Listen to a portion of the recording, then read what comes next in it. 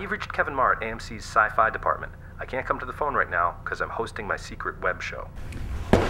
We all have that special movie that we have to watch whenever we come across it on TV. For you, maybe it's The Shawshank Redemption or Fried Green Tomatoes. But for me, that movie is Flash Gordon. Let's start at the beginning, shall we? Flash Gordon first appeared in the Sunday Comics in 1934. It started as a rip-off of Buck Rogers, which came out 5 years earlier. But curiously, Flash became the more popular strip thanks to the wild imagination of cartoonist Alex Raymond. Flash Gordon is a Yale graduate and a polo player who travels to outer space and lands on the planet Mongo, where he inevitably battles sharkmen, giant lizards, and of course, intergalactic tyrant Ming the Merciless. I will destroy your Earth in my own way. Keeping up with the changing media landscape, Flash became a popular radio show and later became a collection of movie shorts known for their classic cliffhangers. Flash established a trio of character types that are still with science fiction today. There's Flash, the brave action hero who doesn't possess any superpowers aside from his devastating good looks.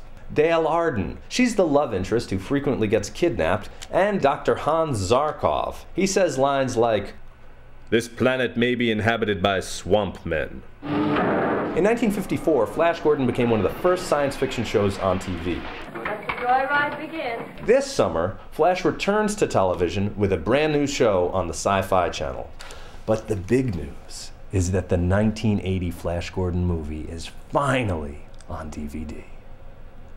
Yes. Let's look at its place in cult movie history.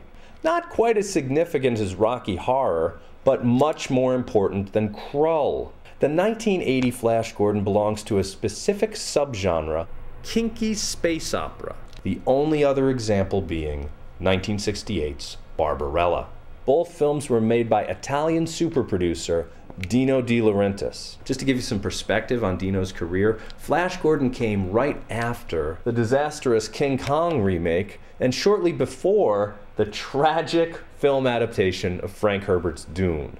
Dino funded his movies with international investors who showed his films worldwide. That's why Flash Gordon has the vague foreignness of a Mentos commercial. In the US, the movie was dismissed as a campy flop and it found some success overseas. But the 1980 movie had a bigger impact than people realize. In the mid-1970s, a young George Lucas wanted to bring Flash Gordon to the big screen. When he learned that the film rights weren't available, he chose to make Star Wars instead.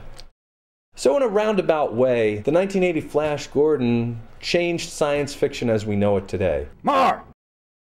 The War Movie Department has this room reserved for 1400. It's already 1402. I'll be done in a second. I just have to wrap up these expense reports. I've got to go. Thanks for watching. I'm Kevin Maher. I'll see you next week.